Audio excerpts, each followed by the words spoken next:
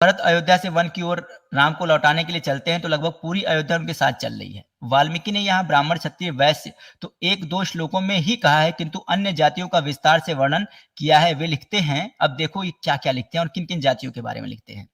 अर्थात जो मणिकार यानी कि मणियों पर सान चढ़ाकर चमका देने वाले, अच्छे कुंभकार यानी कि जिनको हम कुंभकार कहते हैं, सूत का ताना बाना करके वस्त्र बनाने की कला के विशेषज्ञ, शस्त्र निर्माण करके जीविका चलाने वाले,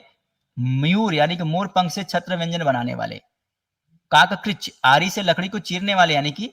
जो हमारे बढ़ई भाई हैं, वेदक मणि मोती आदि में छेद करने वाले, रोचक दीवार वेदी आदि में शोभा का संपादन करने वाले, दंतकार हाथी दांत से अलग अलग वस्तुओं का निर्माण करने वाले, सुधाकार चूना बनाने वाले, गंधी प्रख्यात सोनार कंबल और कालीन बनाने वाले, गर्म जल से नहलाने का काम करने वाले, वैद्य धूपक यानी कि धूप क्रियाओं से जीविका चलाने वाले,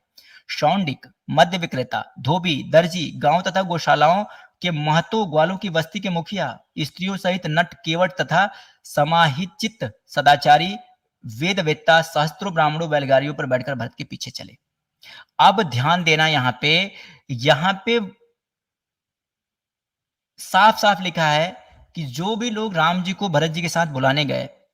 उनका जो वर्णन आता है वो किसी जाति के रूप में नहीं आता है, उनके व्यवसाय के रूप में आता है।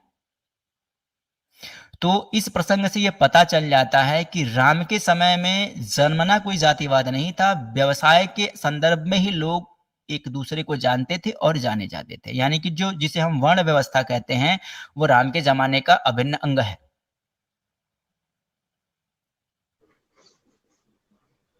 ये ध्यान दीजिएगा। आगे बढ़ लेते हैं। वाल्मीकि आगे लिखते हैं कि सबके वेश सुंदर थे, सबने शुद्र वस्त्र धारण कर रखे थे, सबके अंगों में तांबे के समान लाल रंग का अंगराग लगा था। यानी कि चाहे ब्राह्मण था या क्षत्रिय था या जो भी था, ये जितने भी लोग गए थे सबके पास सुंदर वस्त्र थे और सभी अच्छे सजे धजे थे। कोई ऐसा नहीं था कि जिसको देख के आप ये कह दो कि नहीं भैया वो आज का मूल निवासी था या